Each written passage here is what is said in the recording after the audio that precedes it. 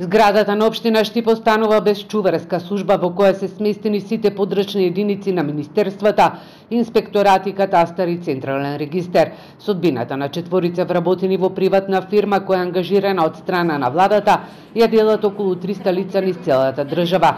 Тврдат вработените од Штип, кои денеска заедно со штипскиот градоначалник информираа дека добиле барање сами да се откажат од работата. Но во прашање се доведува и безбедноста на општинската зграда. Порачаа дека сами подписи не ставаат на барањето. Ноќна смена одеме на работа, не е платено. К15 не, он ни пушта нас на 15, 100 динара ни пушта плата.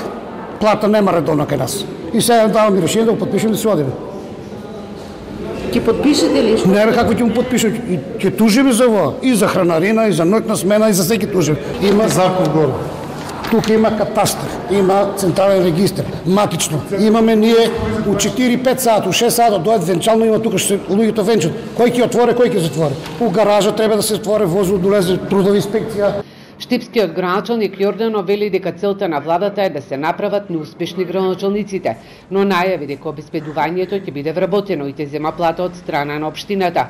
Посочува дека не е дозволиво зградата на општина Штип да остане без чуварска служба, во која се сместени сите подрачни единици на министерствата, инспекторати, катастер и централен регистер. Оставајќи ги овие луѓе без работа, се зголемуваат трошоците кои што општината ќе ги превземе.